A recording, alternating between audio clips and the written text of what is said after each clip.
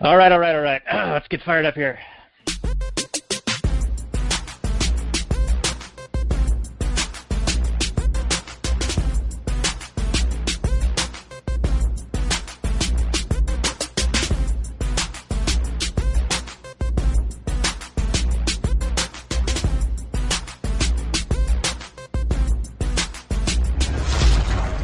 Maximum freedom. Read. Stay on target. Maximum. Stay on target. Maximum freedom. Read Rothbard. Hello and welcome to the Actual Anarchy podcast where we talk about movies from a Rothbardian Anarcho-Capitalist perspective. And tonight we're going to go all the way to the polarized caps being melted, the dreaded future of 12 years from now, apparently, according to the Green New Deal. We're talking about Waterworld tonight. We have a special guest who's going to join us in just a few moments. This is episode 153 of the show. I can't believe they've let us keep going on this long. They've only shut down one of our YouTube channels so far. But you can find the show notes more at actualanarchy.com/153. We're, of course, talking about Waterworld, Kevin Costner, epic, otherwise known as Ishtar. Robert, my co-host, is here. How are you doing, sir? Before we introduce our guest on the Last Nurse portion of the show in just a few moments. You doing good? You feeling strong? Feeling good, feeling strong, feeling lithe, limber. All right, that's what we need. I know you did a photo shoot for your new job, your new business. Did that go pretty well? Yeah, there was a lot of nudity. I really enjoyed it. All right, this is a family show. Not really. Yeah. Well, families can get. Never mind. All right, yeah, let's not get too weird. But we will get weird on Last Night's Person Show talking about this movie with our guest, who we'll introduce in just a moment. Here we go.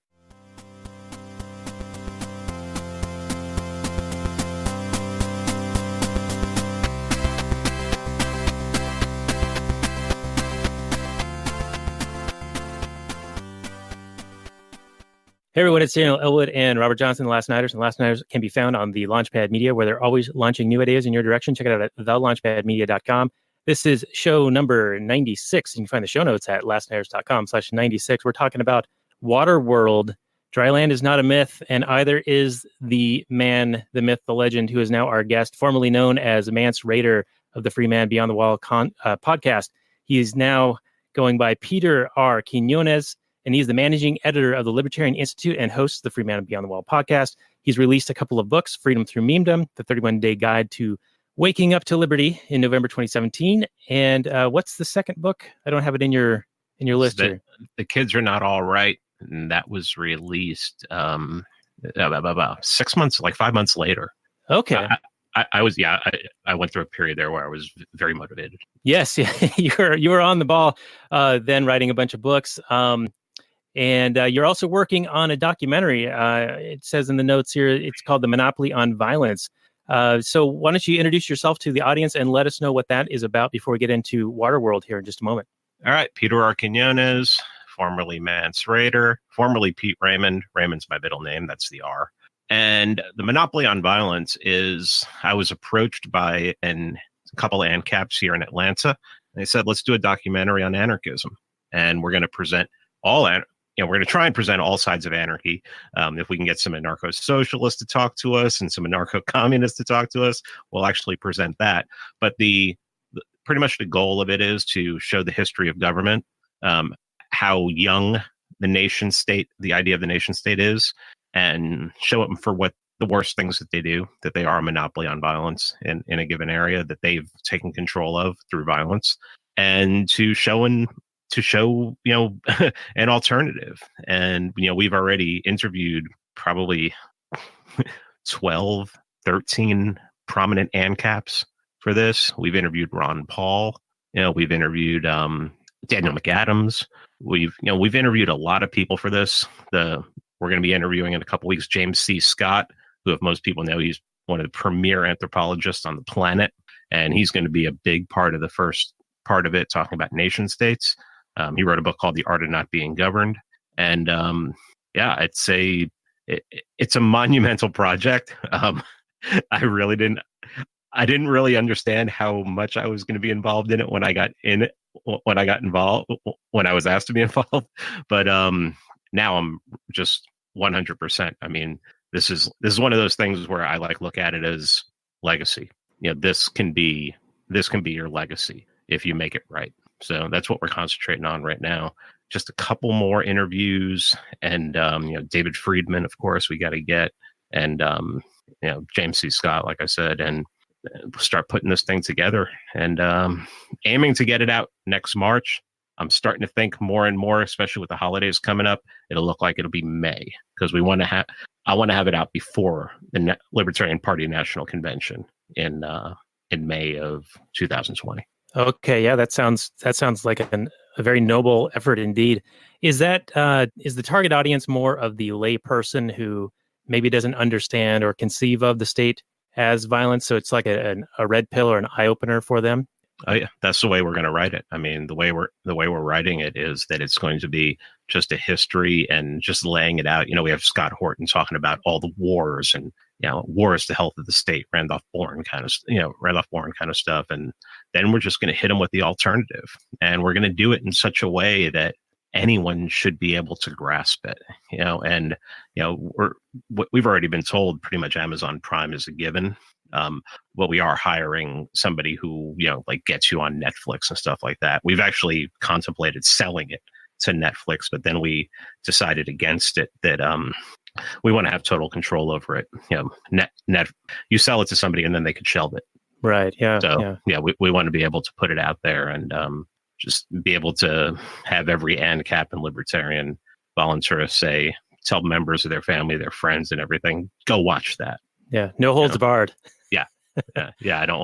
We're not, the reason we're producing this all by ourselves and everything is we're not editing. We're not going to allow it to be edited. So, we're going to put it out the way we want to put it out. Very nice. Well, speaking of legacies, let's talk about this movie that I think Kevin Costner might have thought was going to be one of his legacy films. We'll get into that a little bit here. I do have conspiracy theory about this movie that you can hit me with anytime. Okay, yeah. We'll go to that right after how we normally open here with the Google description.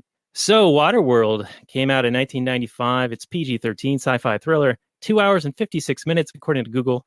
It got a 6.2 on the IMDb, 45% Rotten Tomatoes, and 56% Metacritic. However, 87% of Google users like it. I think it has a little bit of a cult classic draw to it. So here's the description. After the melting of the polar ice caps, most of the globe is underwater. Some humans have survived, and even fewer still, notably the mariner, played by Kevin Costner, have adapted to the ocean by developing gills. A loner by nature, the mariner reluctantly befriends Helen and her young companion, Enola. As they escape from a hostile artificial island, soon the sinister smokers are pursuing them in the belief that Enola holds the key to finding the mythical dry land. This came out on July 28, 1995. The director is Kevin Reynolds, though I hear he didn't actually finish the film due to some friction with Kevin Costner. The budget was a blistering $175 million, only to be eclipsed later by Titanic, and the box office was $264.2 million. I'm going to go to Robert, my co-host, first for your reaction on the Google description, then we will go to our guest, Peter. Well, I don't recall it being 3 hours. What did you say? It was 3 hours long, Daniel? It says 2 hours and 56 minutes on here, but I recall in watching it just the other night, it was just over 2 hours or 2.5, something like that. So perhaps this is the longer cut where they actually reveal that it's Mount Everest at the end. Spoilers, everyone. But yeah, I don't think it's quite as long as what it has listed here. Yeah, there must be a different cut because I remember it being about 2:15. But I do want to say that this is got to be one of the greatest documentaries of all time. It answers three of the most burning philosophical questions that have been plaguing man for the past couple decades. One, who's better, merman or regular man? The answer is clearly regular man, because you put merman on some dirt and he cries like a little bitch and he swims away. Two, which is better, Navy or Air Force? Well, the answer is clearly Air Force, because for 2 hours, they're just splashing around in the water, and then they get in a Zeppelin, and then 2 minutes later, they find dry land. So clearly Air Force. And three, which is better, 90s extreme sport bungee jumping or 90s extreme sport ski doing? And the answer, I know a lot of people have been talking, saying that this movie is pro bungee jumping propaganda, but I say that this is exactly what would happen if you tie a bungee around a merman and he jumps off a Zeppelin to grab a little magical tattoo girl and then to go back up just as these Looney Tunes ski-doers are about to collide. This is a masterpiece, and it's right up alongside other key documentaries like They Live and X-Files and The Last Starfighter. So I think it's fantastic. It's a lot of fun, and it's incredible what they did. All right, I'm going to throw Zoolander in there as well, and maybe Idiocracy as far as documentaries go. And I will add that there is an extra difficulty level to the technical aspect of the bungee jump. As he was bungee jumping, not only to pick up a little girl who's magical and has this tattoo on her, but also over a waterborne mine, apparently, without triggering it, so that the ski-doo guys would, of course, trigger the mine. Oh, right. Yeah. So if this is like the bungee jumping Olympics, he gets like extra difficulty points. Right. Yeah. It's like a 6.2 on the difficulty scale. I don't even know how that works. But Peter, your take on the Google description and the nonsense that my co-host has dribbled out before. The truth. When he talked about the three main philosophical questions, I was like, immediately, my libertarian mind is like, he's going to go to who will build the roads. I just couldn't believe that didn't come up, you know. But are we? How was it revealed that was Mount Everest? I believe it's in the extended cut or deleted scenes. Okay. I was wondering if it was somewhere in Nepal, Tibet, something like that. I figured that's where it was, because I think the version I watched was only 2 hours long. And when they found the dead people, there was Asian writing of an Oriental style there. So that's immediately what went into my mind. Okay, $175 million. I remember, a bunch of things about this movie because I'm old enough to remember when it came out. First of all, this is the first movie that I remember that was absolutely panned before anyone ever saw a second of it. I mean, people were writing shows on the E network were all saying that this was the worst movie ever made and no one had seen it. Okay, who knows why that happened? I don't remember. Second of all, 175 million. There was a conspiracy theory around that when it was happening, because at the time this movie was being made, if you check the credits, Kevin Costner is a producer. That means he's putting up money for it. Okay. He was going through a divorce with his wife. And the theory was that he was taking money and hiding it inside the movie budget so that his wife wouldn't get it. So that's why that's why the budget ran so high. Clever girl. Yeah. I like it. Yeah. So, so to me, this movie is like one of those movies that I would expect statists to throw at anarchists and be like, this is the future you want. Because it's horrible. It's like everything about this movie is just, their existence is just awful and everything, and it's like, well, first of all, it starts off with immediately the first thing is global warming. They're shoving global warming down your throat. This is what's going to happen. But then it just goes to like this world where, people will try to barter, but, no one's going to barter. Only the strongest or the most, the ones that have the most forces are going to be able to barter, because any individual like the Mariner, will be taken captive and everything of his will be stolen. It just seemed to me like, when I think of libertarian themes, I'm just looking at them going, this is like, this isn't like ANCAP ball. This is like straw man ball. It's like, this is like the perfect straw man to throw out there. Oh, you just want it to be like, this is like Somalia on water or something like that. Yeah. Mad Max on water. Yeah. Mad Max on water. That works really well too. But it's overall, it's not a bad story. The acting is really over the top, especially like the Deacon character, Dennis Hopper, but it's meant to be that way. It's not like they just gave up halfway through and were like, okay, just everybody act stupid. I mean, it was just meant to be something that was like way over the top and cartoonish and almost like graphic novel kind of thing, where it's just kind of ridiculous. Some of the scenes are kind of ridiculous and everything. And, and then you had the one character, the one that they come upon, and it's Tig from Sons of Anarchy. And, he wants to buy, what was Gene Triplehorn's name? Helen. Yeah. He wants to buy Helen and everything. And it was just, I just saw like every stereotype that's thrown at us was like, just on water. That's pretty much what I saw. I mean, there were some points of, some libertarian points that we can talk about, but that's just my overview of it. All right. Well, very good. And speaking to the money, the lavish spending, apparently part of the friction on set was because Costner was staying in this luxury bungalow it was $4,500 a night, and that's back in $1994. So that would equate to, according to the CPI calculation, almost $7,800 a day these days. And he was on set for 157 days. So $1.2 million in today's dollars for him to have accommodation.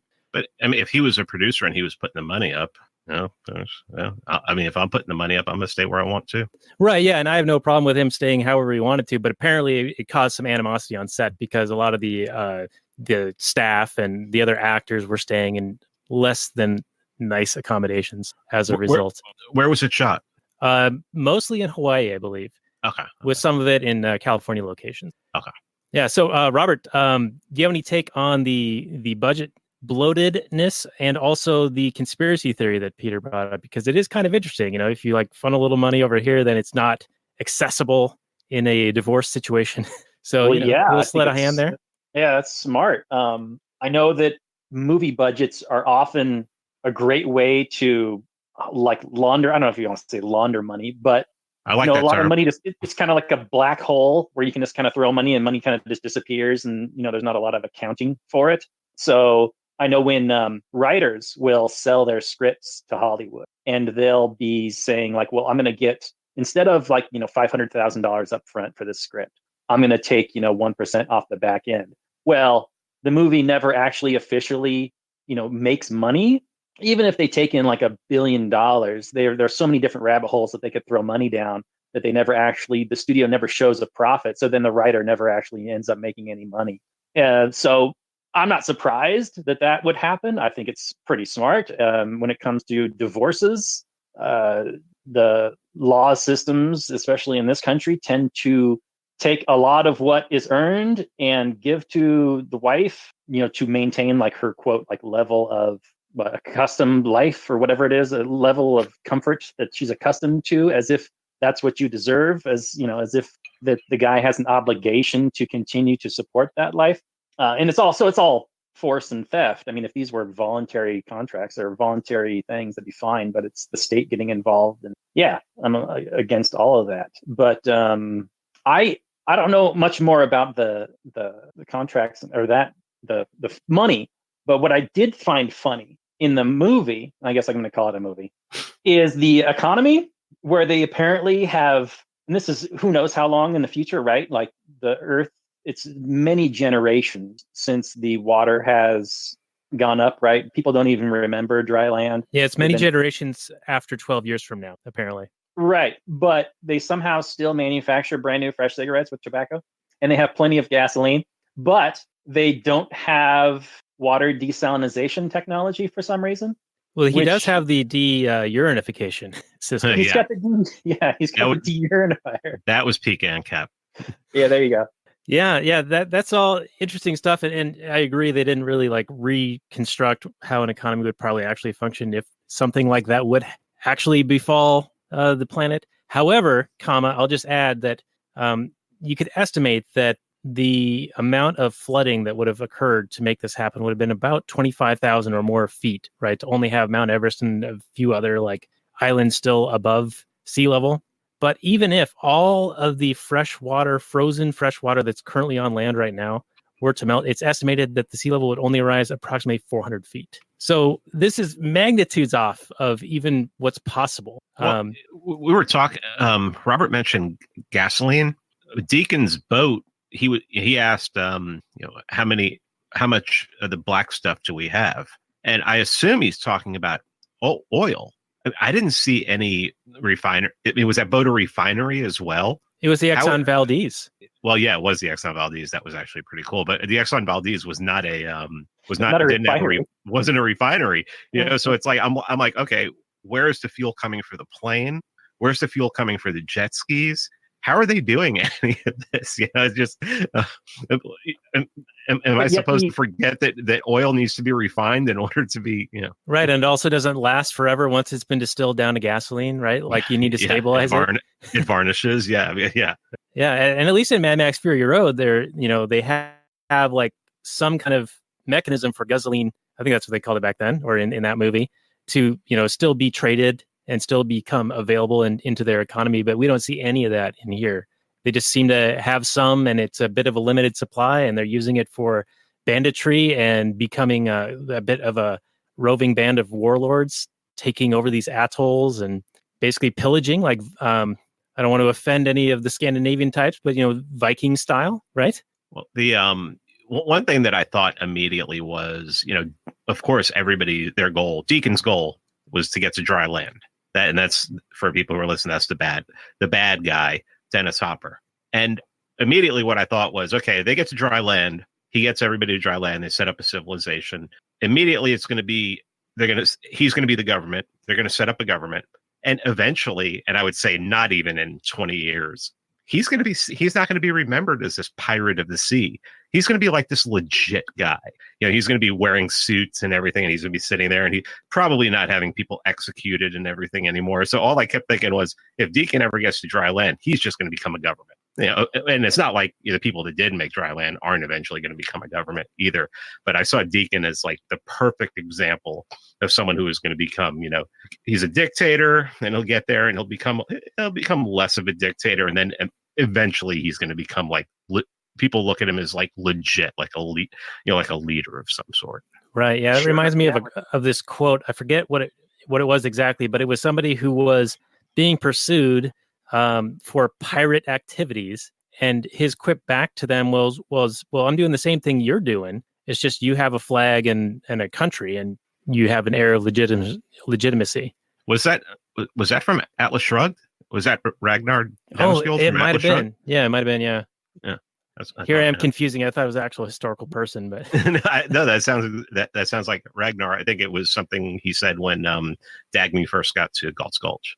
Right. Okay. All right. Yeah. So Robert, I was cutting you off, but before I uncut you off here, I just wanted to mention the 25,000 feet thing being kind of ridiculous. Who's making this prediction? Is it Al Gore? Is it Greta? Is it AOC? Because they need to check their maths, because they're way off. Yeah, there's not enough ice in the world to flood the world that much, for sure.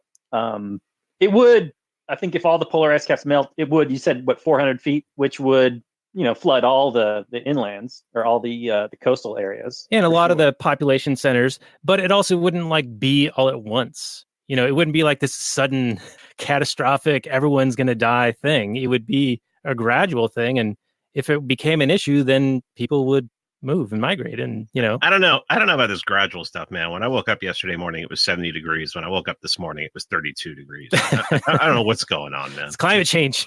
It's by the hour now. They don't present a world that's noticeably hotter, do they? Wouldn't you need the world to be noticeably hotter for all that stuff to melt? Unless it's a cycle, like all of us say. Like people who actually studied history and looked at it and know that the hockey stick is total bull. Well, when they do reveal the island, the dry land, it is a lush tropical paradise. So, right now, Mount Everest would be a very cold and desolate place. So that it would be warmer, right? As a result. That makes sense. Yeah, I was very shocked by how green it was. It was actually very beautiful. But I would assume with the water levels rising. But then again, wouldn't during the winter you'd still have the seasons, though. I don't. Wouldn't you just be sitting around going, "Damn, is it hot all the time?" You'd be just complaining constantly. It'd be like 105 degrees all the time. You wouldn't want to do anything. They're very scantily clad in this movie, but not a single person complains about the heat, which I find incredibly unrealistic. Yeah. Now, do you think that this movie was a contributing factor culturally to the climate change alarmism? And if so, was it intentional? And corollary, is this where the progressive left, just to clarify, get their scientific information from? Movies like this? Well, it seems like it. I thought they would just get it off the bathroom wall, like Burning Man or something. So they get super wasted and whatever pops in their head. But here's a little bit of trivia. Enola, the little girl, that's Deb from Napoleon Dynamite. Oh, really? Okay. Yeah. And when you look at her face, you're like, that's Deb from Napoleon Dynamite. Okay. Yeah. Now I can kind of see it. Yeah. And that's another movie that we got to do at some point. I love that movie. I'll come back for that one. Oh, okay.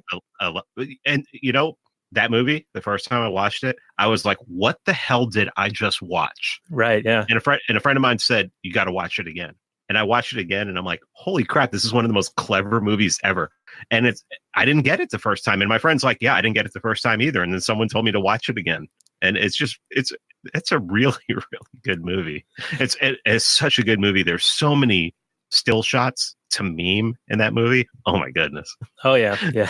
All right, well, we'll mark that one down, and The Postman. To complete our Kevin Costner trilogy.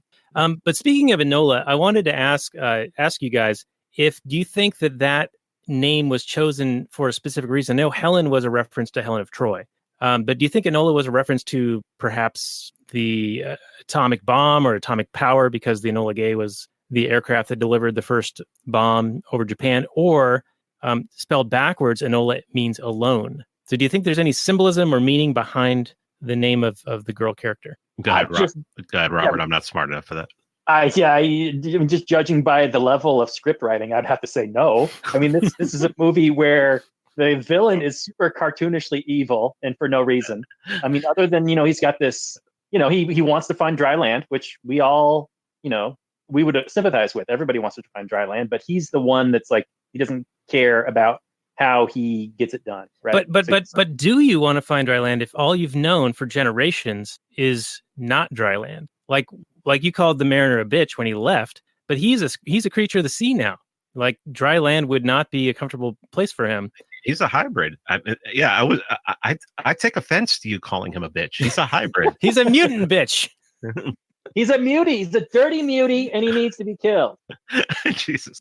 No, it wasn't there a great scene like when they're first escaping out of that atoll, and he like swims underneath the water like a dolphin, and then he jumps out. That was wild, man. So good. That was great. That was really a good scene. I'd like to know how they do that. I like watched it in slow motion, looking for like wires and stuff, and I didn't see anything. Well, maybe they sped up the film. That may be how they accomplished that. That helps. Yeah, it could be that too. But I thought it was just hilarious. Now, what did you guys? Should have been like some flipper sound effects, because he is seriously motoring through that water. Now, what you guys think of that society, that atoll that he first comes upon to trade? They have like religious shaman, and it's very primitive style. And as soon as they discover that he's a mutie, they're like, "Oh, kill him!" Yeah, and that was like their law. And their enforcer guy, who I have to give props to, he was like, "Hey, I'm here to enforce justice, and this is not it, to at least prevent the mob from killing him." I'm just a little tired of the whole, these people have existed here for so long and everything, and then all of a sudden the bad guys show up and everything. It's like, I mean, I know it has to be done that way and everything, but they could have at least let like 2 weeks go by before the bad guys showed up. It was like, they've never showed up before to, take this place down, but they're going to show up just on, the day that the mariner shows up and everything. What a coincidence. Yeah. It's like the whole like World War Z, horrible movie. The book is friggin' amazing. It's one of my favorites. Is that Brad Pitt? Yeah, it's a great book. The book is amazing. I've actually read it twice, and it reads like a UN report. So it's very interesting the way they did it. But it was like, in the movie, Brad Pitt shows up to Jerusalem, and wouldn't you know it? When he's there, that's when they break in. That's when the infected break in and get in there. And everything. It's just like, come on, I'm just done with this device that they use all the time. It's like, just surprise me every once in a while. Oh yeah. No, that movie has nothing to do with the book. Oh, I know. There's literally nothing in that movie that I can remember that's in the book. Just the title. Yeah. And the title and made a whole new thing. And Max Brooks said that, because of who his dad is, he knew that when he sold the book off, that they were going to completely change the movie. And he's just like, I'm taking it as a payday. Go ahead and do with it what you want. It's still my book. Yeah, for sure. Yeah, it sounds a little bit like what happened to Starship Troopers. Like, it kind of became its own separate, different thing. Though I would argue that not only is the book good, but the movie is good for its own kind of different thing. Like they're both art. They're both good. So, but World War Z the movie is not. Yeah, World War Z is awful. But yeah, Starship Troopers the movie. If you've never read the book, I think most people enjoy the movie for its campiness. It's like, it's over the top too. Like, I think this one was trying to be, and in many ways it was, but I think it worked maybe more so in Starship Troopers because it wasn't taking itself seriously, as this one seemed to be until Dennis Hopper was on screen. Well, and all of his minions. It's like, I mean, could they have put? I mean, Dennis Hopper's enough of a freak. Did they have to just surround him with friggin' the cast of the movie Freaks? I mean, it was just it was amazing. Yeah, he called them all his cousins, right? Jesus. Well, yeah. Well, inbred, yeah, maybe. Well, yeah, and that was another thing at the atoll. They were like, "Hey, Mariner dude, what do you think? We need some new genetics in here because we're kind of making a little hodgepodge." Yeah, that's pretty crazy. But I mean, one thing, the atoll, is that how you pronounce it? Yeah, atoll. I think that Atoll. was any civilized area, like any floating above water area.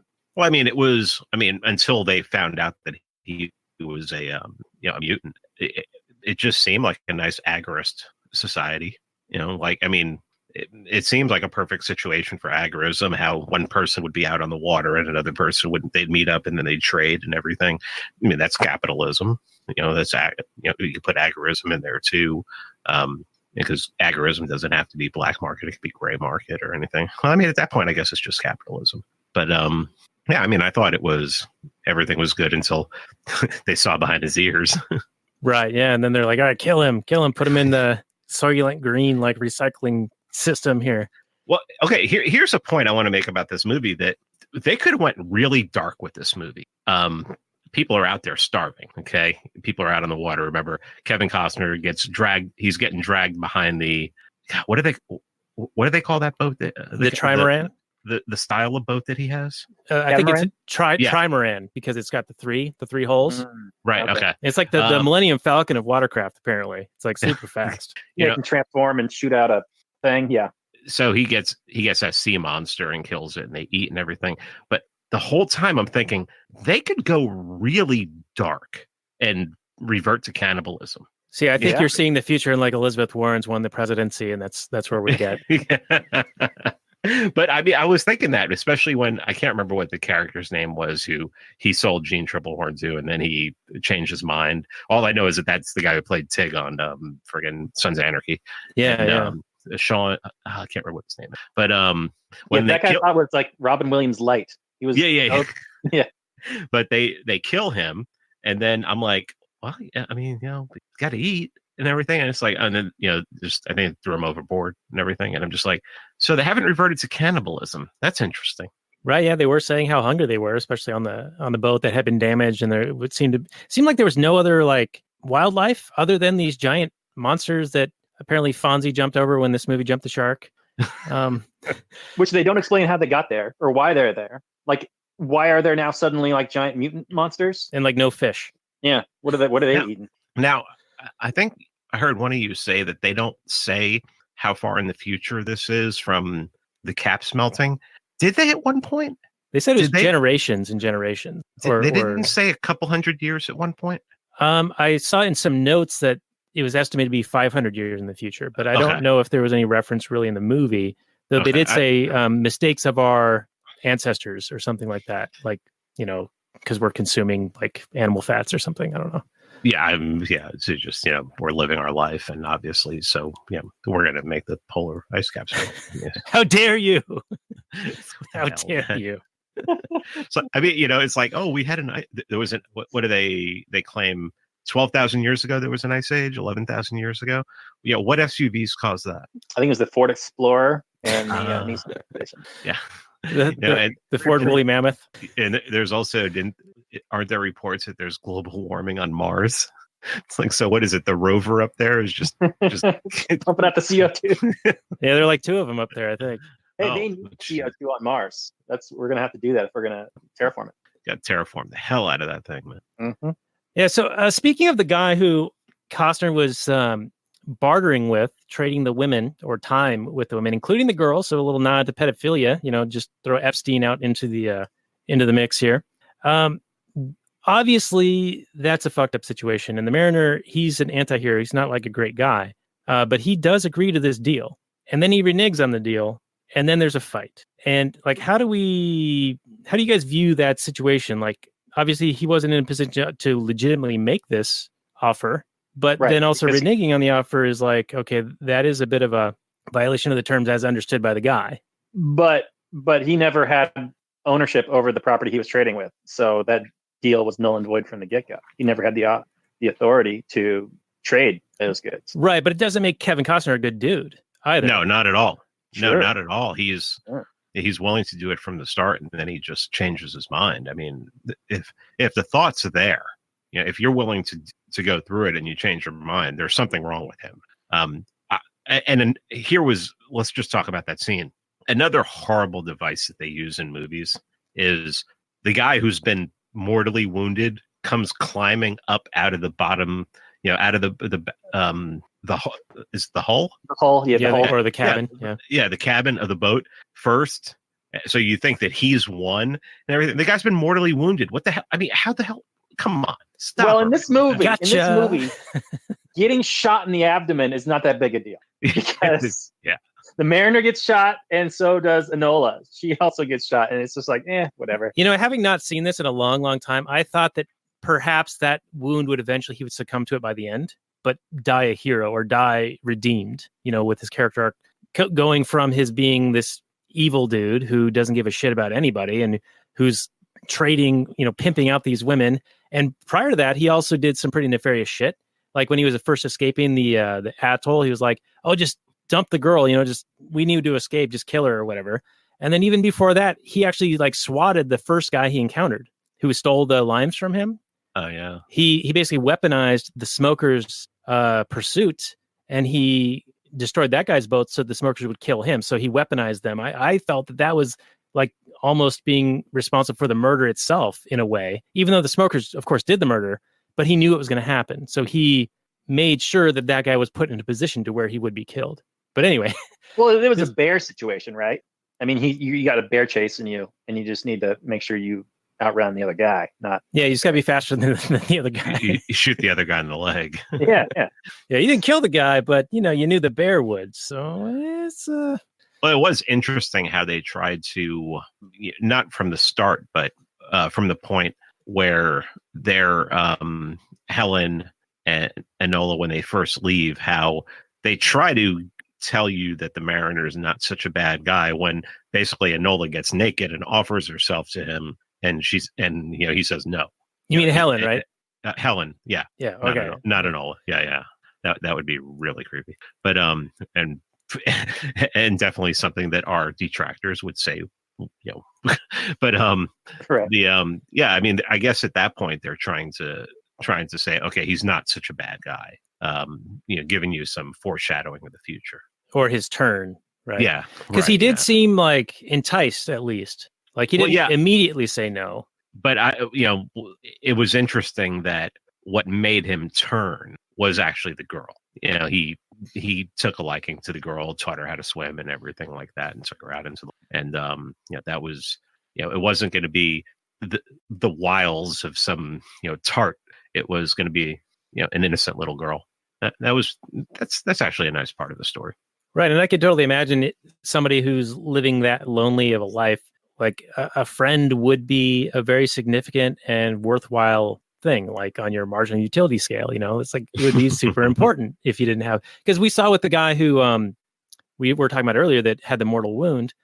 He was stir crazy, like he was out alone a little bit too long. He was in the sun too long. Yeah. He was in solitary but too long, and the cameras malfunctioned. Yeah, I was just going to say that. Great minds. I can't get past the paper issue. I'm sorry if I'm beating a dead horse here, but the Robin Williams light guy wants to trade this paper, which is like his super treasure thing.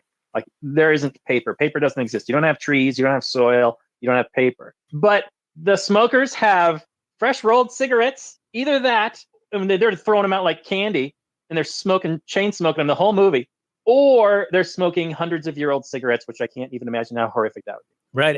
And Deacon is passing them out to appease the masses or to keep them happy. He was a bit of a crossover between a politician and a religious shaman, or not a shaman, but like a religious figurehead. Yeah. It is interesting. I haven't smoked in a very long time. Smoked cigarettes in a very long time. I want to say cigarettes. But yeah, I mean, they get stale very fast. So that was very, very unrealistic.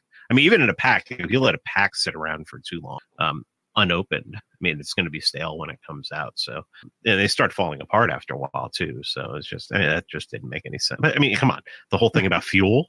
There's so much about this thing that didn't make any sense. How do these jet ski guys know? I mean, they're like friggin' in the circus or something, doing some of the stunts that they're doing, some of those great underwater stunts, which are actually pretty amazing. If you've ever seen people who can do stuff like that on jet skis, it's absolutely amazing. But it's like, where did they learn how to do this and everything? That whole attack of the atoll at the beginning is so ridiculous. It is so over the top.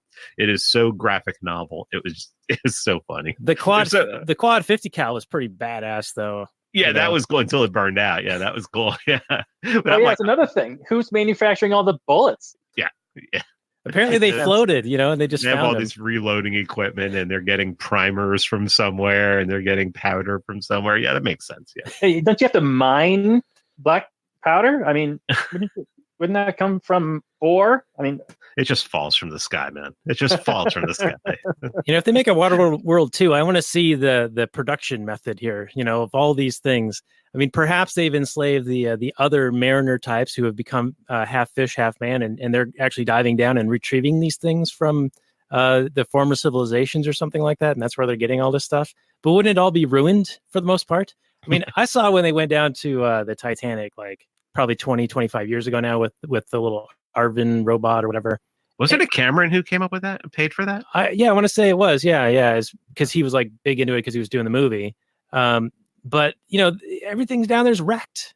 It's barnacled and rusted out, and like you don't recognize any of it really. I mean, they would show side by side with like pictures from back in 1911, 1912, but it wouldn't look anything like it other than the vague shape of it. It was really nice to see that the swimming pool was still full. That was cool. But I'm all right. I suck. I know.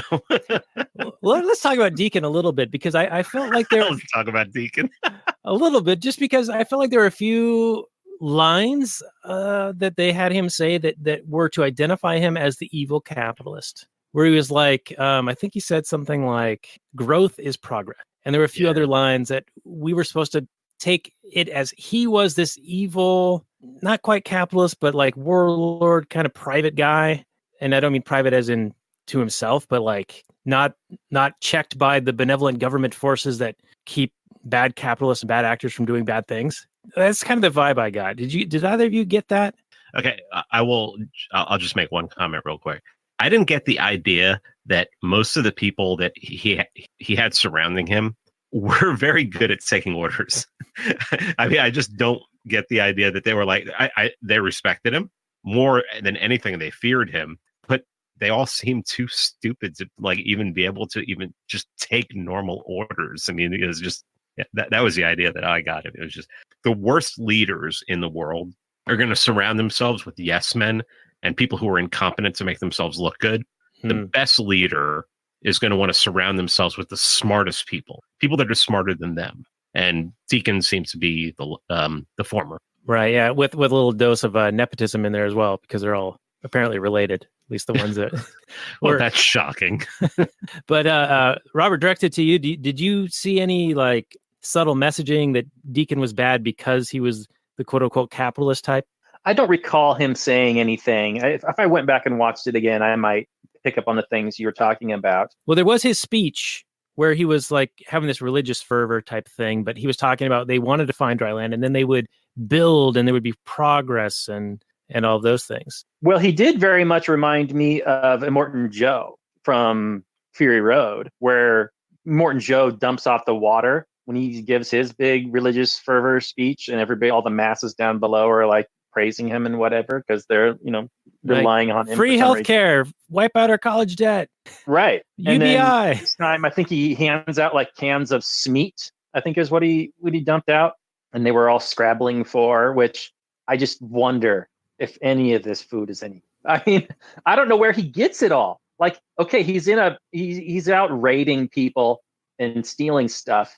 But if this is hundreds of years in the future, long past any of this stuff being manufactured, I'm sorry to keep harping on the realisticness of this movie when it's clearly a cartoon. I know this movie's a cartoon, but if they're going to try and demonize humanity, really, like saying that there's just going to be warlords fighting with each other and preying upon the good people and that sort of thing. I'd like it to be at least a little more realistic in terms of where's he getting this stuff that he's obviously buying their loyalty with. He's obviously ruling by force. He's like anybody would threaten his supply of whatever. Well, it's a combination of force. It's a combination of force and redistribution of these goodies. Yeah. And the promise of future goods, right? Right. Because he's the only one with like half a brain even. And, at one point he gets them all to row the Exxon Valdez just in whatever general direction they happen to be going, because he doesn't know the way to go, but they're all too dumb to figure it out. Yeah. And they have the loyalty. And so he's like, yeah, they'll row for a month before they question it. Yeah. But he just had to tell them to row somewhere to appear to be in charge or to know what he was doing. Isn't that just like a politician? Not know the actual answer, but just so it looks like we're doing something. Just do something. Deacon had a plan. Even if they're rowing away from land, they're doing something. Yeah, he had a plan for that, like Elizabeth Warren. Yeah, even if it's a counterproductive plan, they'll enact it just to be seen like they're people of action. Yeah, I think the quote was, "I promised them results, and I'll get them if I got to cut him out of her goddamn back." When he was talking about cutting the tattoo out of the girl to find the directions. So right. Yeah, he was basically saying, well, I promised him, so I got to come up with something. Right. So this is the advanced auction on stolen goods, H.L. Mencken style. Go ahead, Pete. So what were your favorite parts of the movie? What was your favorite scene? Like the scene that spoke to you? For me, it was the atoll attack. I thought that was so much fun. I think it's what inspired the the Universal Studios Waterworld show, which is I think still running. I saw some videos on YouTube when I was looking things up. It was just so much fun and wild. It was clearly like of the old time of Hollywood back in the 90s when they didn't have really good CGI yet, and they did everything practical, and they just had stunt people, just flying around doing wacky stuff. I don't know if any particular scene. There was one other scene, which when I think back on it doesn't make a whole lot of sense. But after they escape from the atoll and they're deciding on whether the mariner is deciding whether or not to keep these two women, like, are they going to be worth anything? Are they just slowing me down? I don't have enough supplies to keep these people alive. Oh, that was like some hard stuff. Like, this is a real decision. Yeah, because he was like, let's kill the girl now. Right. Because you both won't survive because there's not enough food. Yeah, there's not enough food or water. Although, however, he just plays like fishing with this giant sea monster, and you can get all the fresh water out of that sea monster that you need. Yeah, you're going to get all kinds of liquid nutrients from the flesh. Yeah, and all the food you need. Yeah. Yeah. But up until that point, before we knew he could just pick up sea monsters. Before that was some really hard hitting stuff, because those are the kind of decisions that, early mariners had to make all the time when you'd get, caught in the doldrums and there were no wind for, weeks or months, and you might have to resort to cannibalism, or just, is it better to just kill this person right now? Kill these people right now because you're not going to make it.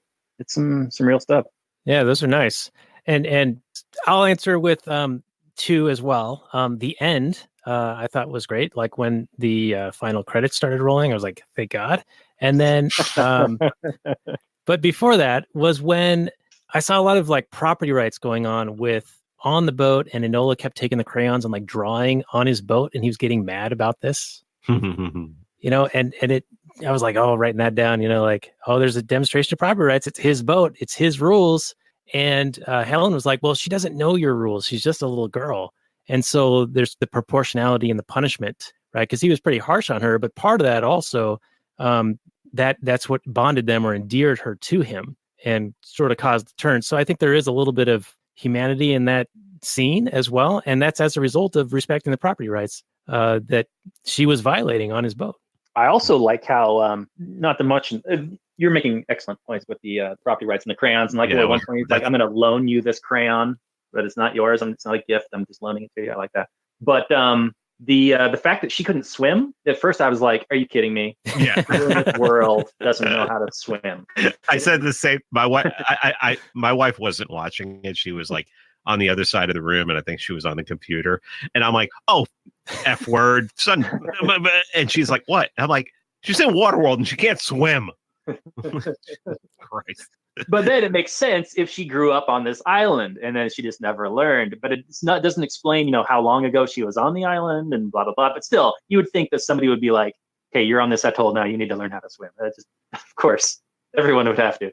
All right, so I'm going to direct the question to you, Pete, and I'm going to ask you, but I'm going to guide you real briefly. Sure. Was your favorite scene the convenient toll holds that Kevin Costner was able to use to scale the Valdez when he approached? Which is good. That's a good one. That really creeped me out because I'm like, oh, that's gotta hurt. Oh yeah, these open rusty like holes. Yeah.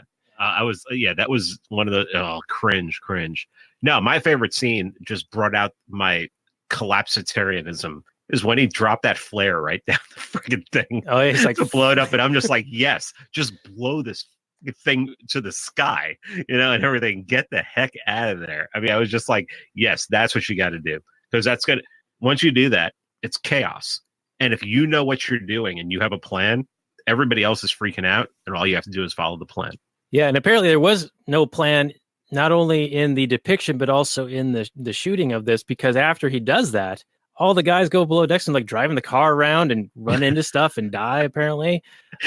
But that was so comic. It was so frigging comic. It's so graphic novel that it was amazing. I mean, I really think this movie would be a lot more entertaining and people would take it a lot more seriously as a graphic novel. Yeah, I think if they went like all that direction or all dark, all like super serious. Oh, like using the cannibalism, yeah. And just like that would be really cool. Yeah. It seems like it is weird a movie as it is. They did try to tread the middle of the road and everything. And I like when you either go one direction or the other. It's like, I mean, I even like a wholesome movie. I don't care and everything. It makes me feel good and everything. I really like a movie when it just goes completely dark and you're just like, oh man, this is going to be a tough ride. Right. It's like and immediately think of Frank Miller, Dark Knight. I mean, Dark Knight was one of the darkest movies when you really think about it. I remember I was talking to Bob Murphy, and we talked about the scene where he breaks the pool cue and throws it out there and says, "I have room for one more member in my in my organization," and the guys have to fight it out. Oh yeah, the two guys, and he's like, and Bob said, he's like, I just couldn't. When I was watching that in the theater, I just couldn't believe it. That just floored me, and I was like. That just seemed like just the kind of thing to do at the time to assert dominance and have everybody around you who's following you just be like, this guy's absolutely insane. I'm never going to cross him. Right. Yeah. That's the Heath Ledger Joker, right? Oh yeah. Have either of you seen the new Joker? Yeah, we both did. And we did Okay. it a couple of weeks ago. Yeah. I have not. So please don't tell me. All right. Don't listen to our show from like 2 weeks ago then. Oh, I've been avoiding everybody's show from who's talking. Where if I look and see, we're talking about the Joker, I'm like, I'm not watching that because I want to see it. But of course, I'm one of those people who's waiting for like a really good torrent to come out, so I don't have to go to the theater because I hate people and I just don't want to be around. And maybe I'm the Joker. I don't know. Well, you should definitely see it. I'll just leave it. I want to see it. I mean, as soon like the first review I heard of it was. Someone's like, it's not Taxi Driver, but it has the feel of Taxi Driver. And I'm like, oh, I'm in. That's one of my favorite friggin' movies. So I'm in. Yeah, I thought that it got a bunch of like terrible reviews, similar to how you were saying Waterworld got before anyone saw it. Yeah. They were, well, I mean, the SJWs apparently were looking to pan it because, of course, they saw it as, I think what they were seeing it as was a judgment on okay, minorities are going out and beating the shit out of this guy. And so, he takes this really bad turn, becomes quote unquote alt-right and everything like that. And it's like, I think that's the way they probably saw it. Mind you, I'm trying to get into the mind of people who are absolutely insane. Yeah, it's difficult. And really need to be on like heavy medication. So it's really hard to figure out. But, I had a conversation with Lou Rockwell about the left the other day, so you can imagine how I'm still in that mindset. But I mean, it's so nuts. Like I don't know if you've like looked at what they call young adult fiction and what that's gone through over the past couple of years with this whole political correctness, where people have written these novels and were paid hundreds of $1,000s ahead of time. And they pulled the novels on their own because they thought they'd be problematic. No, I've only heard about like comic books going a full SJW turn and not selling well, but this sounds like a different thing. Oh yeah, this is like young adult kind of stuff. Like I mean, think about it. I guess people called like the Hunger Games novels young adult, and I freaking love the Hunger. I love Okay, them. or like the Harry Potter, whatever was like the latest. Yeah. And so like people were putting out these books and everything, and I mean, they paid six figures to do everything like that, and people they're like pulling, and I'm like, how do you pull your own book? How do you've been paid six figures, and as far as I know, if you have a contract with a company, it's mind-boggling to me. I wonder if it's not like a planned thing, like, oh, it's so controversial, so it'll be like viral or sell better, like WWF style, like a fake beef. Well, and I think what are they saying? The Joker is like the most successful R-rated movie of all time. Yep. Now, yeah, I think a lot of that has to do with I don't think that's manufactured. The rage of the left, of these complete insane lunatics, is in a way it's manufactured, but I mean I do believe there are true believers out there. Speaking of that novel, before we move on, I think I remember hearing, I don't remember the name of the novel, but I remember there was like an Asian writer, and she had like a African American person in the book, or she didn't have an African American person in the book, and it was like somebody on Twitter, it was like super hyper woke, complained about the book and not being like properly representational or something like that, and then the author comes around and goes, "Oh yes, I should have been more whatever. I'm going to voluntarily pull the book." It seemed that's just something that's happening a lot now. I mean, when I hear somebody's super hyper woke, I immediately want to put them to sleep, just for a little while. Not, I don't want to kill them, but but it's complete insanity. It's like, I mean, I remember when I wrote my first book, the Amazon reviews were trashed within like 3 or 4 weeks because a couple of commies found out about it and just got in touch with their commies friends and just started friggin' negative reviewing it and everything. And I'm like, well, I mean, and then I read the reviews and I'm like, well, these people are obviously commies. So anybody on our side would read these and be like, this is a bunch of commie assholes. Yeah. So now I will buy the book. Yeah. So, but I mean, I couldn't even imagine right now. I mean, I've heard so many stories about people like, oh, I wrote this book about this person who lives in the South in 1840, but it's a white person and they're not a slave owner, but they're not an abolitionist. And it's like, well, why aren't they an abolitionist? So I pulled the book. It's like, yeah. It's like, what the hell, man? You can be dictated to by that? I mean, oh yeah. Wasn't it one of the books that they had slavery in it, but the slave wasn't a black person or something like that? As if slavery's only ever happened to Africans before? Yeah. Somebody had written a book about slavery that happened to like white Spanish people, and like that book wouldn't get published. It was like, because it just didn't fit the narrative. It's so weird, because anybody who knows anything about the history of slavery, who studied it, slavery in South America and the Caribbean was so much more prevalent than it was here. And like Brazil didn't stop slavery until after we did, after the United States did. And it's just, I mean, it's nuts, man. I mean, I really would be interested in figuring, like, to have a group of like these psychopaths sit down and watch Waterworld and see what they would have to say about it, what their commentary would be. I mean, we're here delivering a very libertarian, anarchist, Rothbardian kind of commentary on it. I would really be interested in seeing what these complete lunatics all the way over to the left side, almost crossing over horseshoe theory, would say about this movie, and find out what they found problematic in it. Because there's a lot to find problematic in it. Yeah. When the mariner beats a woman with an oar. The girl's time. I mean, and what were you saying, Daniel?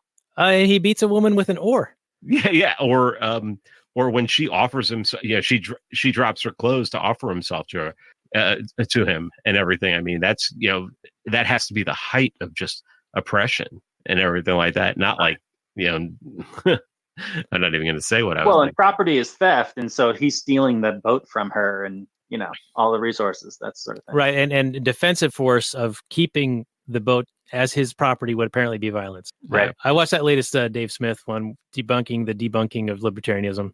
Oh, with Darth, where he was debunking Darth Vader. Yeah. And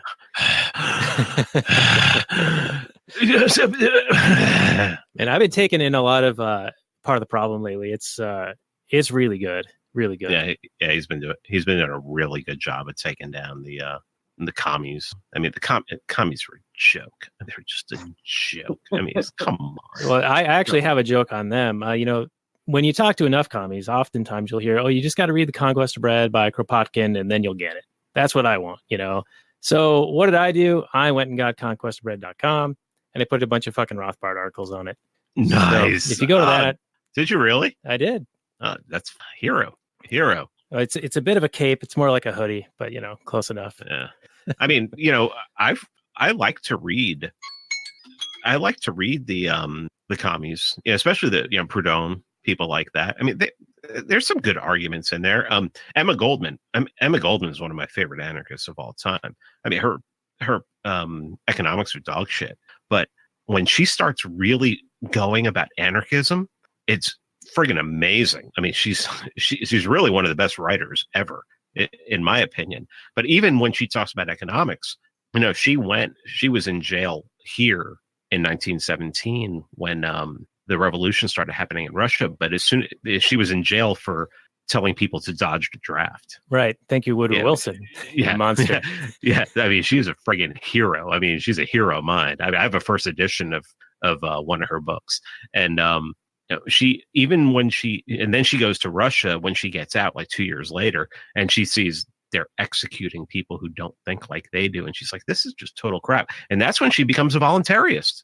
And you read her, she'll have these 5 or 6 paragraphs about how horrible capitalism is and how horrible, it's just, this. And then at the ending, she goes, but we can't force people to, it has to be, at the end and everything. So, we did Reds a couple of months ago. That's a great movie. Do you find that movie as great? Do you think the movie is as great as I think it is? Probably not as great as you think it is, but it was pretty good. It was just so long. But I mean, I'm talking about how well done it was. It's beautiful. Yeah. And then there's a whole lot of character development and a lot of story going on.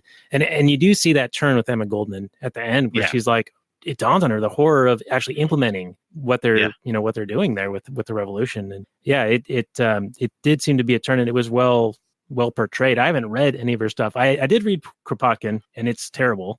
Well, if you want to, I can recommend, if you can get a copy of Red Emma Speaks. It's back in 1971. Someone just basically did a compilation of like her best essays and speeches and stuff like that. That's probably the best thing to, I think, is the best thing to get if you want to read her. It's because right off the bat, it's just freaking. I mean, the first essay is just blows you out of the water.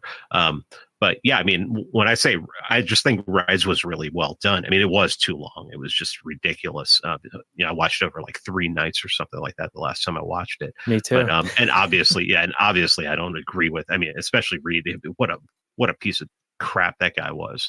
But especially when he was condoning all the executions and everything like that. He should have put a bullet in his head right at that point. But really good movie, well-made movie. And it was great to see Emma's progression. In that where, by the end of it, she's just like, this is just wrong. Yeah, she had a character arc just like the Mariner did in Waterworld, which is the movie we're talking about, and we should probably start winding down. Yeah, well, let's go back to that. I'm sorry. I'm really good at tangents. I apologize. That's all we do here. We ostensibly talk about the movie. And about your favorite scene where the Mariner's like, they call his bluff, and he's like, nah, you know what? Fuck you guys. He did have a plan because he's got gills. If that boat goes down, he doesn't care. Yeah. He's the one that will survive. And so, yeah, he knew totally what he was doing. And they should have known that because they knew he was a mutie. Well, and they should also assume that I would think that he would have been operating under the assumption that they just wouldn't have killed Enola for no reason. Just like, let's just kill her, because they're not going to kill her because she is the key to finding dry land. So, he knew if he's going to sink this boat and everything, he just has to get her off of there. It's not like they're just going to, there may be a chance that she dies in an explosion or something like that, but they're not just going to kill her. So, it was actually a pretty good plan. Well, let's talk about the morality of your favorite scene, because I think I'm on board with him getting on the ship and killing who he has to kill to get Enola. Like the rescue mission is good. Yeah, the rescue mission is good, but killing everybody on board the boat, like, are they all immoral actors if they are even a part of this operation? Do they all forfeit their property rights when they survive off of, the raiders going out and getting stuff for them? It seems to be a slippery slope that would kind of implicate everybody, or to varying degrees. Like that whole group of people on that boat, I mean, that's like a full society, right? You got like mothers, daughters, and they're kids. under a religious leader. Basically, they're all brainwashed, right? And Yeah. you're basically making the Death Star argument from one of the Kevin Smith movies. He's like, "What about all the contractors on there? All the independent contractors." Well, I mean, The plumber. yeah. Well, I mean, you make a good point that I don't want to address. Okay. No, I mean, no. I understand what you're saying. In the heat of the moment of somebody trying to save their, someone that they've come to love and everything. I just think people can get irrational, and I'm not making excuses for it, but I'm saying, it's like the whole Chris Rock thing. I'll never beat a woman, but I understand. It's like, I don't condone killing innocent people who are just there because they have nowhere else to be. I mean, if they weren't there, they'd be dead. But I understand when you're trying to save someone that you love, and that doesn't excuse it. And maybe it is a violation of the NAP or the ZAP, as Gerard Casey is trying to change it to. I listened to that one today too. Yeah. Well, I think it's interesting that I think everybody in the audience would be on board with it. And kind of cheering, and they're all like, yeah, fuck those guys. Yeah, but everybody on that boat. They're statists. They're not going to, I mean, I was arguing for a few, I can't believe I spent as much time on Twitter as I did today, but there was some guy who was just arguing today that, it's just bombings in the Middle East, they're good. And I'm like, no, they're not, because you're collateral damage, everything. So it's actually interesting that you bring that up, because I mean, that's a dilemma. Yeah. And Robert, I think it is a nice idea to bring up, and you're right. Most audience members wouldn't see it this way at all, and it would take just three guys like us to actually even question this. And I think that is one of the valuable things of listening to a show like this, is that it's even brought up into the mind of people to consider, like, oh, what about those people? Is that right or wrong? Because when you're in the audience, you're like, oh yeah, fuck those guys. They're all the bad guys. But in the reality, you got to think about it. But yeah, the Death Star argument is a great, I forget which Kevin Smith. I want to say it was in Clerks, in the original, I think. Yeah, it might have been. But that is a great argument, because in the first one, you assume that everybody who's on the Death Star is evil. But in the second one, they are in the process of building it. So yeah, you have these contractors who are just there trying to pay for their family, trying to make money for their family and everything like that. And then these goddamn terrorists go in there and blow it up. That's exactly right. All right. Well, I think we're actually running a little bit long already. So why don't we get into the final summary and review portion of the show? And Robert, if you want to start us off, we'll do a score decimal point deep, and take it away, sir. Okay. Well, I started off by calling this a documentary, and I think it's funny to think of as a documentary filmed in the future or in the great distant past. Who knows? But Daniel poked holes in that theory. Thank you, Mr. Science. But this is just a camp movie from, ages past. You're not going to see a movie like this again, I don't think, anytime soon. It's a lot of fun.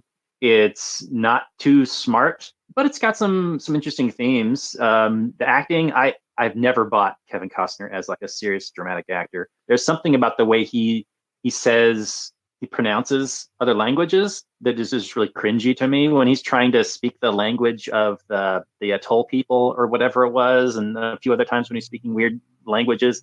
Just all sounds really terrible. But I never, it wasn't a hard watch. I was totally into it the whole time. When the Atoll attack happened, convenient timing and all, it was just great fun Hollywood camp, and complete with, cartoonish villains and stoic heroes, and reality gets thrown way out the window with the economics of the situation, with battle damage. I mean, people just shrug off gunshot wounds. And the science. and science, and it just, he gets shot in the gut and then he swims down underwater and it doesn't seem to slow him down a bit. So I don't know if he's like a super merman guy or just like a regular guy, but I don't know. Apparently, because I've swam with like gloves that web your hands and flippers, and I've never swam as fast as Kevin Costner does in it. And then he goes down to the bottom of the ocean, right? And it's only takes him like a few minutes to get down there. And like no pressure, Yeah, no pressure would crush his skull like a grape. Yeah, and she didn't get the bends either coming up. So yeah, it's not the most scientifically accurate film, but it is good fun. I would recommend it, but I wouldn't say it's like a good film. I would say this is like a 6, but it's fun. I would put this on in the background and you just have a good time, eat some popcorn. That's my review. All right. Well, thank you for that. And Pete, I'll let you go last if that's okay. Sure. Get the door for you here. So I did actually find a note where it said the ancients did something terrible hundreds of years ago to cause all this water. So there was some reference to it being a few hundred years prior. That's what I thought. Okay.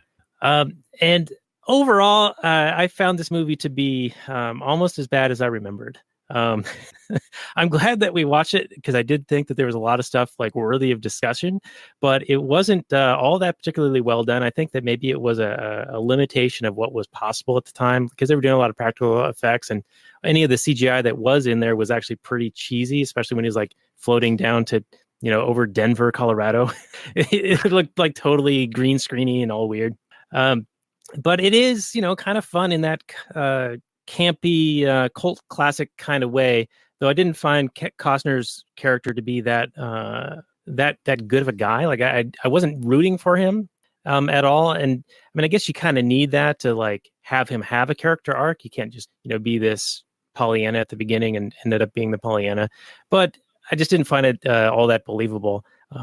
In general, it's a good watch, I guess, if you're kind of bored and you got a couple hours to kill. But I'm going to go with like a 4.5 on this thing. So not to burst your bubble there, Robert. But Pete, what's your take? I'm going to agree with Robert on a 6. That was the first number that came into my mind. When I watched it again, I thought it was better than the first time I watched it, which was, right after it came out. I mean, I think it's like, actually probably maybe a good stoner movie. Like if you got high and watched it and everything, and you can maybe ask some questions and sit there and I think it would make Deacon a lot more fun. Yeah, you could ponder some things about it. Obviously, my favorite part is at the my is the ending when they finally make it to dry land because I'm a sap and I want to see everybody happy. But I mean, overall, people just have to go into it knowing that it's a cartoon, and really, it's probably just like I said earlier. I think it would be like if more people watch this movie, it would be one of those pejoratives that they would throw out at us. So it's like, oh, you just want a Waterworld. You just want to live in Waterworld where everybody does what they want, and then every once in a while they trade, and you'll probably get kidnapped and raped by people and everything like that. That's the world that they painted. So it's entertaining. Stoner movie, maybe. Kevin Costner's character I thought was interesting. I thought it was I'm sort of a Kevin Costner fan just because I really did like Dances with Wolves, which was what we talked about the last time. And I think that's one of those movies that he gets a pass on everything else after that. But then again, Bull Durham is a great movie, and even Tin Cup, right? Tin Cup is hilarious. Even No Way Out, people want to crap. Even Family Guy crap in that movie. Oh, and I know you're big on The Bodyguard too, I'm sure. No, that was so bad. Oh my God! But I mean, I'm sure he got paid, so whatever. But what is he? The other movie he did, the one with Clint Eastwood, where he played a really bad guy who kidnapped a kid. Do you remember? Do you know what movie I'm talking about? What's Clint Eastwood's character? I don't remember this at all. Oh, all right. It's not Unforgiven, right? I'm gonna have to look this up. Well, Unforgiven's an amazing movie, but I don't remember Costner in that one. No, he wasn't in that. I don't know. It was A Perfect World. Oh, yeah. I vaguely remember that. There's like a kid in that one. It's actually a pretty good movie. It's, if people want to see a movie where Kevin Costner plays a really, really bad guy and Clint Eastwood plays a hero, like a Texas Ranger. It's actually a decent movie. I think most people would like it. But I thought Costner was very interesting, very fun to watch on screen, especially if we do The Postman in the future. I think he was really, that was like probably the most underrated movie he ever did. So, yeah, I feel like this and The Postman and Dances with Wolves are like kind of connected in a way. I view them a bit as a trilogy.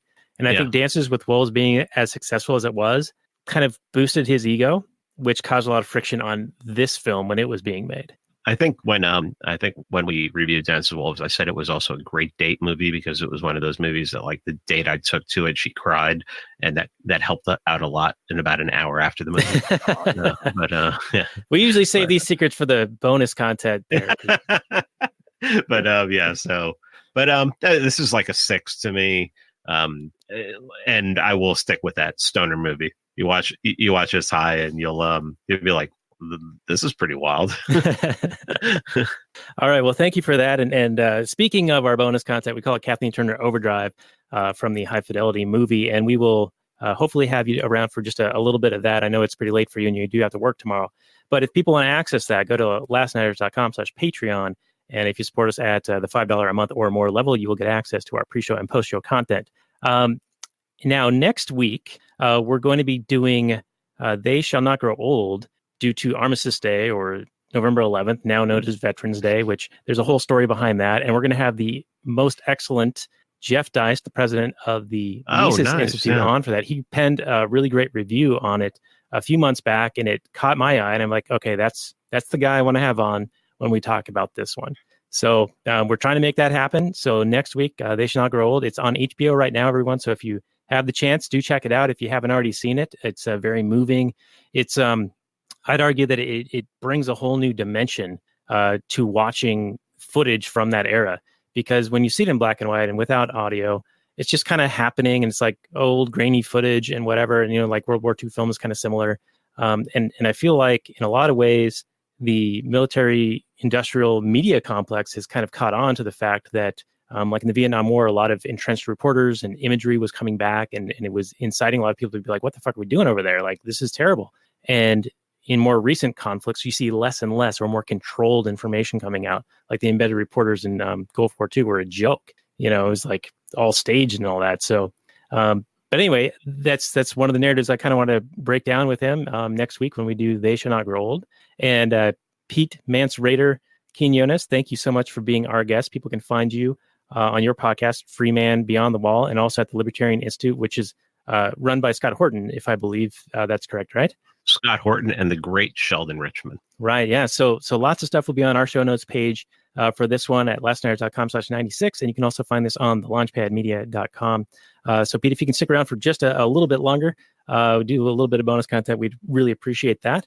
I hope that our audience definitely checked out your show. I'm sure that most of them already do listen to you because we I think cater to some similar types, but sure. We do appreciate you coming on. Any last words for our audience there, Robert? Oh, just thanks for listening, everybody. This is a fun one with Pete Mance Rayder, Raymond, Waterworld. It's fun to go back over these old movies and watch them again. I mean, I would never have watched this movie if I didn't do this show, and I'm glad I did. It was fun to talk about. Stick with us for more content in the coming weeks. We got a lot of great guests lined up, so check us out. All right. Well, thank you guys very much, and we'll say goodnight from last night.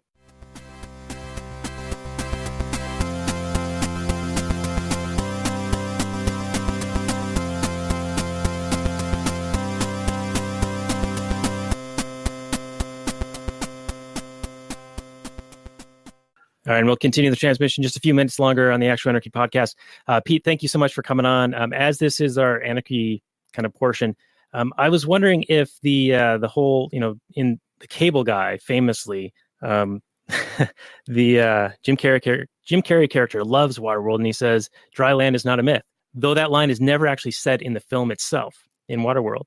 But I was wondering if the whole notion of dry land is not a myth, if we can liken that to, is an ANCAP society not a myth? Your take on that? I don't think an ANCAP society is a myth. I just think it is going to be a lot smaller than most people think. Mm. You know, I've really, you were talking about how you're going to have Jeff Deist on to talk about They Shall Not Grow Old. And you're going to have it for Armistice Day, which is my birthday. Oh, happy birthday. Yeah. But I believe that, you know, I go back to Hoppe in 1996 and what must be done, that we have to have 10,000 city states, even more. Yeah, the decentralization. Jeff's big on that. Yeah. Yeah, and I wrote an article about that. I think I released it on Monday, and I've never had an article that was either loved as much or hated as much as that article. It was just absolutely amazing because I shit all over the Constitution in that article. I shit all over federalism in that article. And I just basically said, if you're counting on next year, if you're counting on next year, the election, whoever wins, what are they going to do? Is there going to be more liberty? No, they're going to use it as a bludgeon against their enemy. So if the right wins, they're going to try and use it as a bludgeon against the left. If the left wins, they're definitely going to try and use it as a bludgeon against the left. Why would you want that? That sounds like the worst marriage in the whole world. There needs to be a huge divorce. And we need to cut this down. We need to cut this down to, even Mises, Rothbard talks about it, quoting Mises, about how, if Canada and the United States aren't the same, and, you bring it down to, individual secession and everything, it has to get down to as small as possible.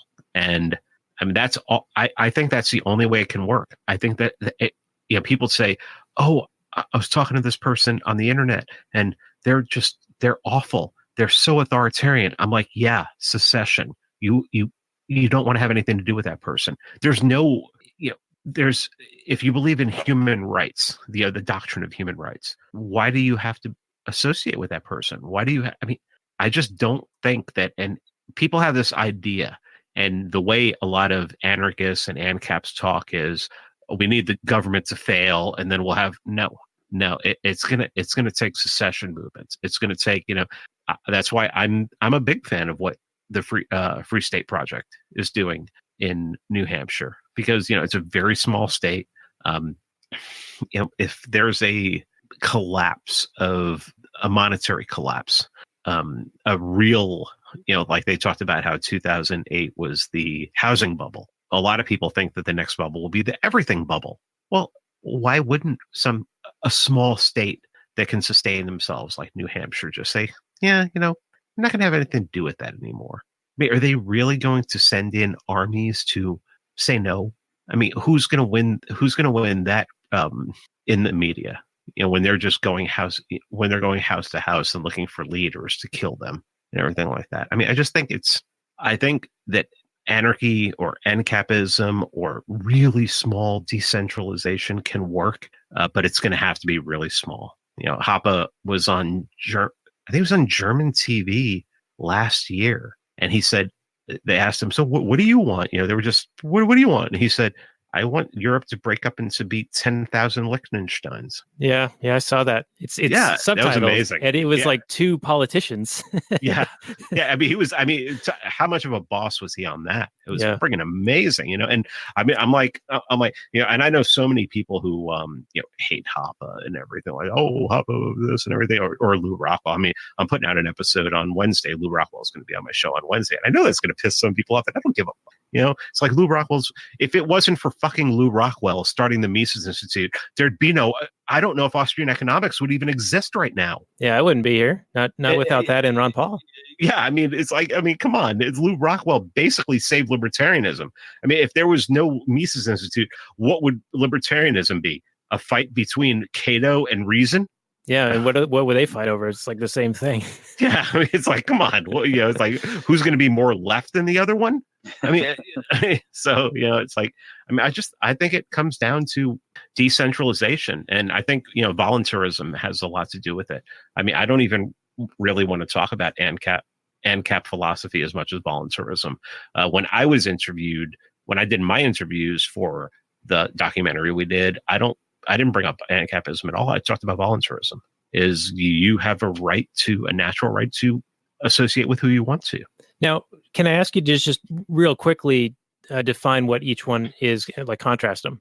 Well, voluntarism can be so. I mean, anarcho-capitalists will say that in a anarchist society, you can have an anarcho-capitalist system, city over here, and you can have a socialist city over here, and everything like that. I guess there's really not much of a difference except the terminology. Okay, I've considered them synonyms. Yeah, I mean, but it's like, for lack of a better term, I mean, I think anarcho is just comes with so many preconceived notions. And at this point, capitalism, especially anybody who studied the history of the term, I mean, it's a freaking term that Karl Marx came up with, And I'm not against the term capitalism, but it's not something that I prefer. I like free markets better, or market anarchy, or something like that. Right. But I like free markets better because, when you say market anarchy, people are, jump. They don't see the word market; they see the word anarchy. Right. I like free markets and free association. And that's what it should be. And socialists should be able to get down with that. Libertarians should be able to get down with that. I have no problem with the term libertarian socialist. I know a lot of people say that that's an oxymoron, but I believe that like an Emma Goldman was a libertarian socialist because she believed in that you had to choose what you were going to do and everything. Sorry about that. My alarm keeps going off for some reason. I know we're over time, so. But no, it wasn't for that. It's for something else. But I don't. It's like I said, terms mean a lot, right? And they do seem to shift around. Like words do kind of drift in the meaning over time, right? Different cultural norms and different usages, and some co-optation that sometimes happens. Like the Austrian Libertarian magazine just changed to the Bastion. Because they wanted to kind of forge their own, like, hey, we don't want to take on any of the baggage from any of these terms that previously exist. So we're going to call us something else. And that's, we promote that magazine. It's really, really well done. It's CJ Engel. He's the editor for that. I know CJ. Yeah. I mean, and when I heard he was doing it, I understood what he was doing. I know that people understand what the most educated people understand what the term bastion is, but I don't. Austro-libertarian, if somebody's not an Austro-libertarian and they see that, how interested are they going to be in it? Right. If somebody sees Bastion, is it going to be more of a pull? That was my only question. Yeah. I love CJ. I mean, I love the articles that are written for that are great and everything. I don't know. I mean, I've gotten to the point where it's like, I hate all this terminology crap. I'm just like, we have to break this down into smaller pieces. We have to break it down into manageable pieces. I mean, the idea that federalism, that 327 million people can be represented by one person or 535 people, it's just insanity when you really sit and you think about it. I mean, I know that, I'm at a certain point in my life and my thinking that I'm advanced upon, most people who, like myself, spent, 15,000 hours in government schools being indoctrinated that the government do certain things that we know the free market can do. I did spend some time in Catholic school where the indoctrination wasn't so hard. But I mean, I just don't know.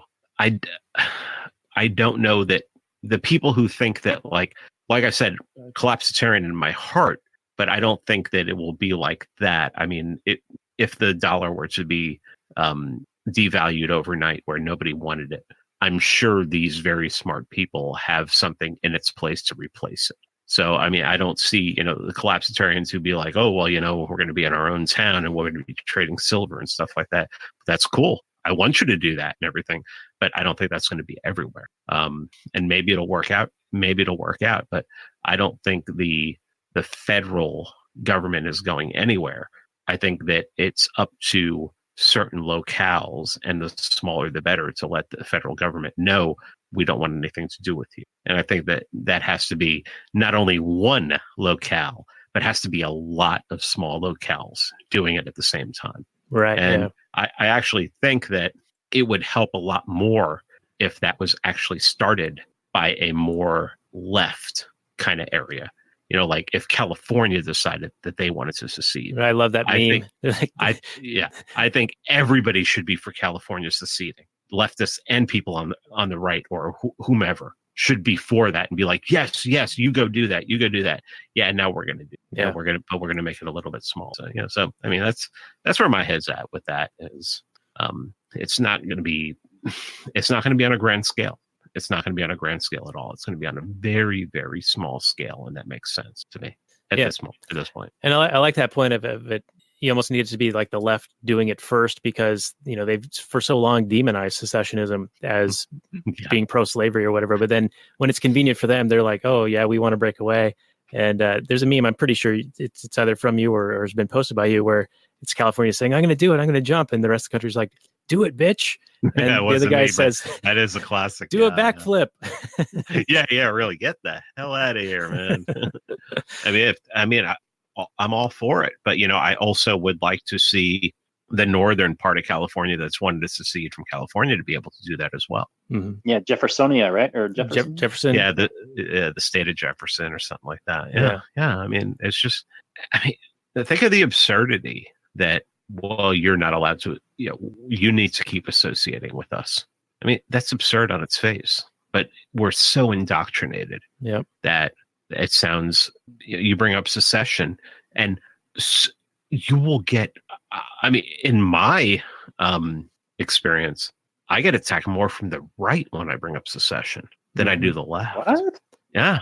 Well, like the Trump because acolytes. Trump's in now? Well, because of how great America is and the exceptionalism, and it's sacred that it will always be the Union and all of that. Yeah, and they, and that's the whole thing is this whole tradition of the Union and everything. Oh, well, this country was great. The Constitution and everything. It's just like Constitution. I mean, come on, guys. Yeah, and they all just pay lip service to it anyway. And we all have read Spooner, I'm sure, so we know that even in its best interpretation, it's not even that good of a document, but it's better than the alternative that has been offered thus far. Well, I mean, I talked with Lou about this. Is both he and I like the Articles of Confederation. I mean, they just there's no federalism in there. It's the states are independently but banded together, mutual defense and all that. Yeah. But So anyway, guys, I gotta go to sleep. I'm dying. All right. Well. We can tell you're on fumes here, but thank you for indulging us. This has been a lot of fun having you on. So again, everyone check out Pete's show at Free Man Beyond the Wall and also at the Libertarian Institute. Is that at libertarianinstitute.org? Is that correct? Libertarianinstitute.org. Yeah. It's Scott Horton started with that with Sheldon Richman and Will Grigg, and the great Will Grigg died about 2.5 years ago. And I was honored to have them ask me to put my name up on the masthead next to theirs. And I'd still wake up and pinch myself sometimes that my name is up there next to Scott Horton and Sheldon Richman.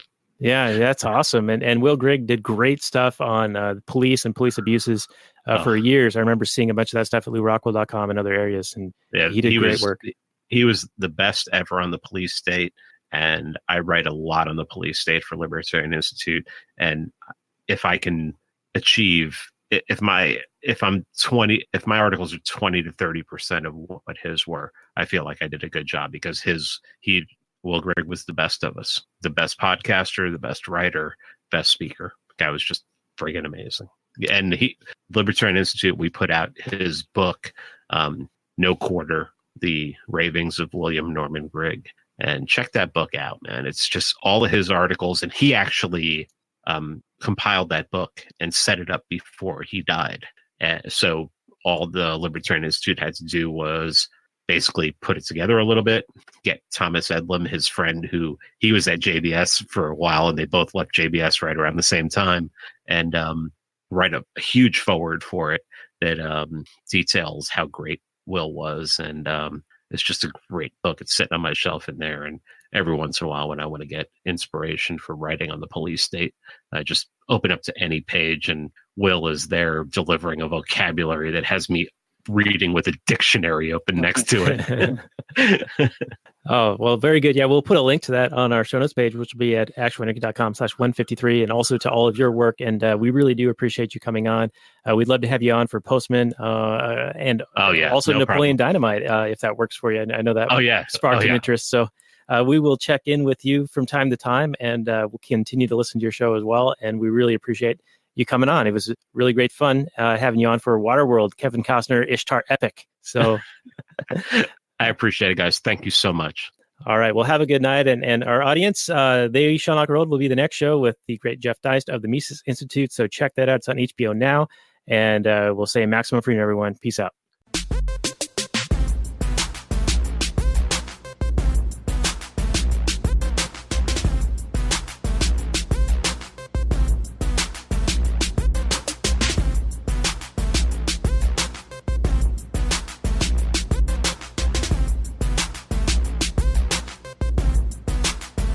The Chipmunks. CHIPMUNK. We're the Chipmunks. Guaranteed to brighten your day. Do do do do do do do do do do do do.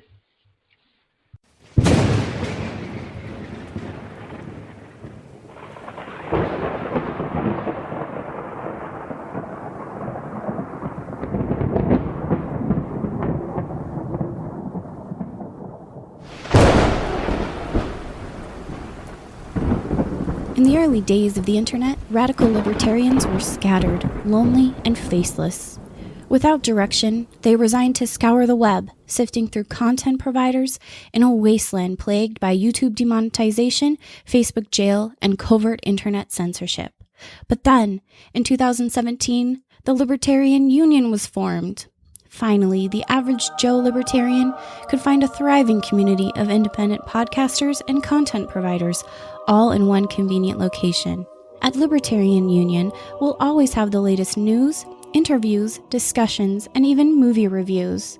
With hundreds of episodes and more added all the time, you'll always find something fresh at libertarianunion.com.